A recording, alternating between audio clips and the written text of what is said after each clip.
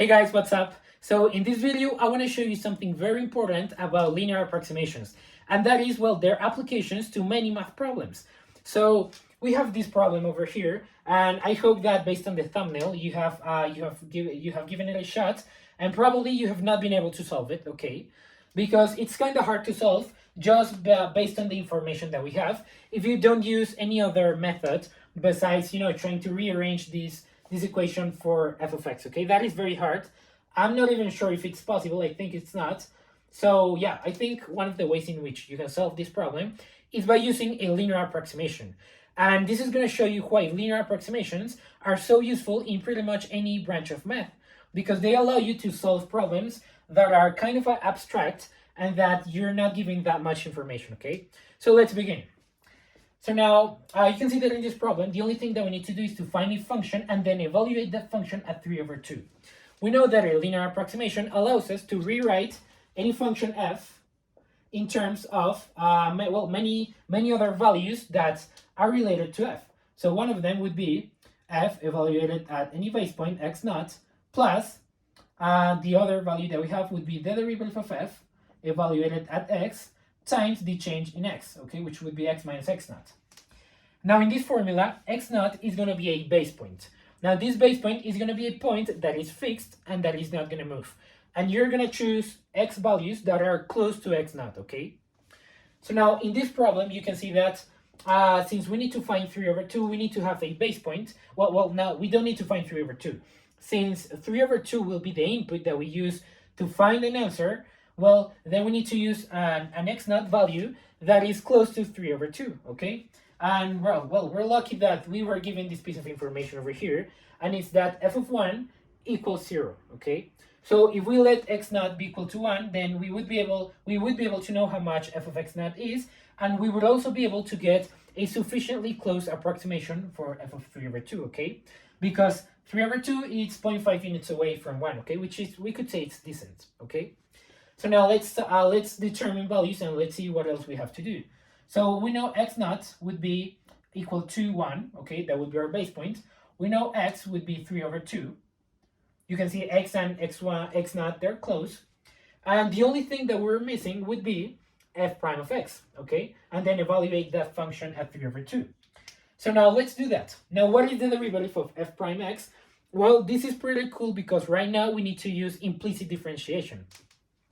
And we need to do that in this function in this equation over here, which is kind of complicated, okay?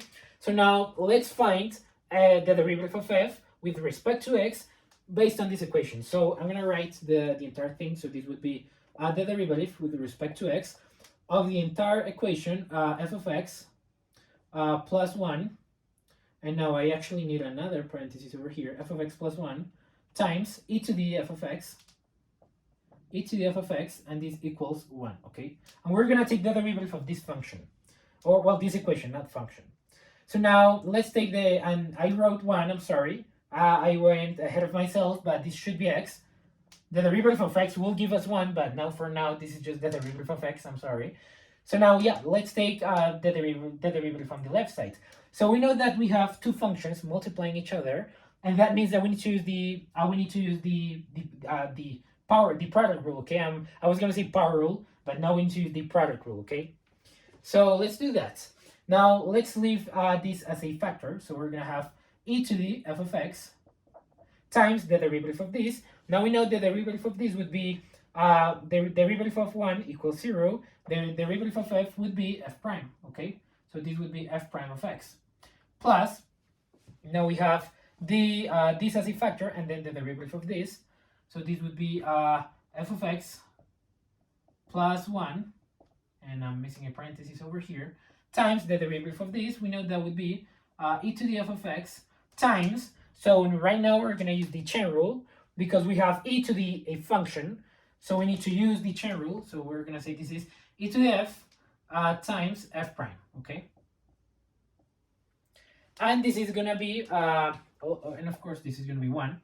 So this is going to be the equation that we get by taking the derivative of this part over here.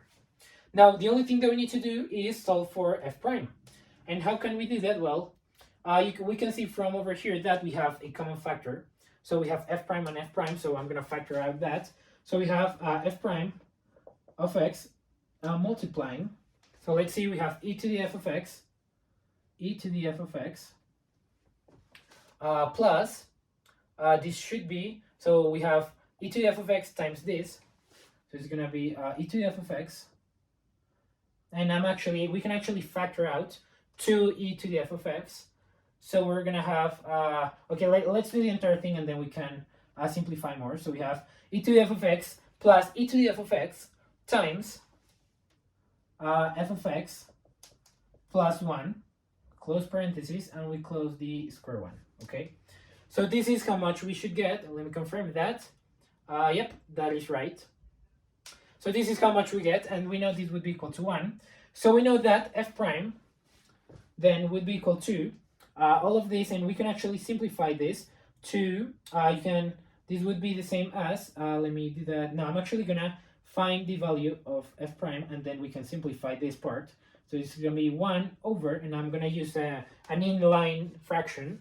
So this is gonna be 1 over f of x, no, e to the f of x times f of x plus 2.